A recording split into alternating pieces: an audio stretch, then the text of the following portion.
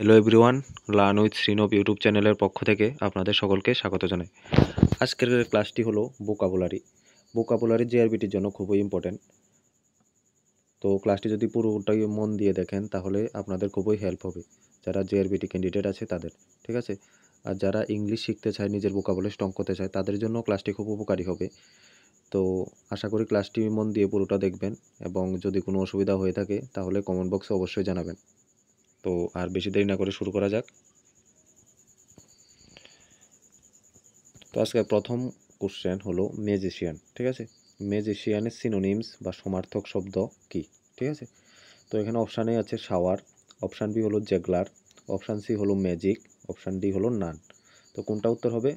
উত্তর হবে option B. ঠিক আছে? অপশান বি হবে কারেক্ট আনসার, জেগলার। তো ম্যাজিশিয়ানের বেঙ্গলি কি? ম্যাজিশিয়ানের বেঙ্গলি হলো জাদুকর। ঠিক আছে? জাদুকর, যার সমার্থক শব্দ হলো কি? জেগলার। ঠিক আছে?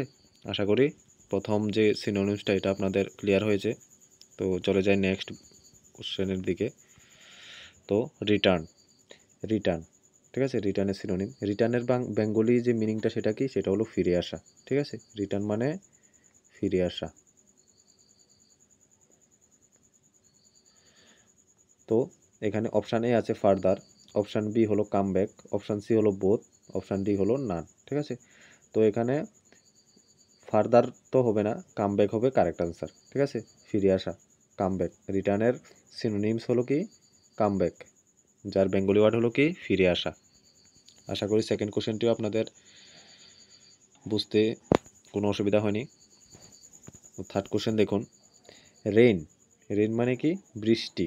ঠিক আছে? রেইন মানে হলো বৃষ্টি বেঙ্গলিতে। বেঙ্গলির যে মিনিংটা সেটা হলো বৃষ্টি। তো বৃষ্টির যে রেইনের যে সিনোনিমসগুলি হলো option A arrows, option B tiny, option C shower, option D none. তো এখানে সি হবে কারেক্ট আনসার, শাওয়ার। রেইন, যার সিনোনিমস হলো শাওয়ার, আর বেঙ্গলি মিনিং হলো বৃষ্টি। আশা করি বুঝতে পেরেছেন। ফোর্থ কোশ্চেন দেখুন, হেভিলি। ঠিক আছে? হেভিলি। হেভিলির সিনোনিমসটি কি হবে? Laboriously, liberty, learn, none. তো কোনটি উত্তর? লেবোরিয়াসলি। ঠিক আছে? যার বেঙ্গলি মিনিং হলো ভীষণভাবে। হেভিলি অর্থাৎ ভীষণভাবে। ঠিক আছে?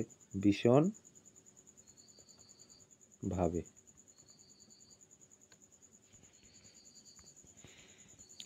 Fifth question, synonyms. কিসের? স্লিপ। স্লিপ অর্থ হলো ঘুমানো। ঠিক আছে? ঘুমানোর সিনোনিমস কি হবে? স্লাম্পার, স্লিপার, স্লিপিং, নান। তো কোনটা হবে কারেক্ট আনসার? স্লাম্পার। স্লাম্পার হবে কারেক্ট আনসার। ঠিক আছে? স্লিপ হলো ঘুমানো, ঘুমানোর সিনোনিমস হবে স্লাম্পার। আশা করি বুঝতে পেরেছেন। Sixth question, oak. ঠিক আছে? ওক। ওক মানে কি? ওক মানে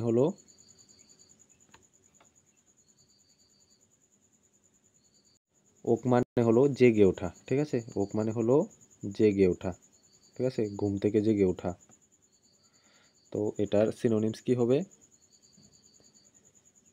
রাইস, অ্যারাইভড, অ্যারোস, নান। কোনটি হবে? অ্যারোস। অ্যারোস হবে ওকের সিনোনিমস। ঠিক আছে? আশা করি বুঝতে পেরেছেন। সেভেন্থ কোশ্চেন হলো নেক্সট। নেক্সট মানে হলো পরবর্তী, বেঙ্গলিতে যা হলো পরবর্তী। পরবর্তীর অর্থাৎ নেক্সটের সিনোনিমসটি হলো option A before, option B further, option C both, option D none.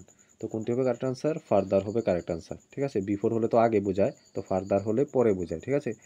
তো পরে আর পরবর্তী দুটোই একই শব্দ।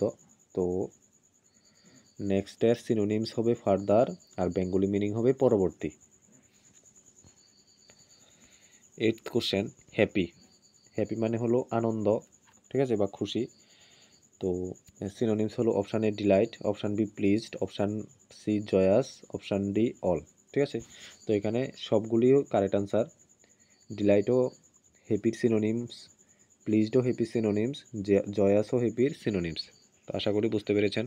এগুলি নোট করে নেবেন, তাহলে যদি আপনারা রিভিশন দেন মাঝে মাঝে, তাহলে এগুলি পরীক্ষার হলে গিয়ে আপনাদের কোনো অসুবিধা হবে না।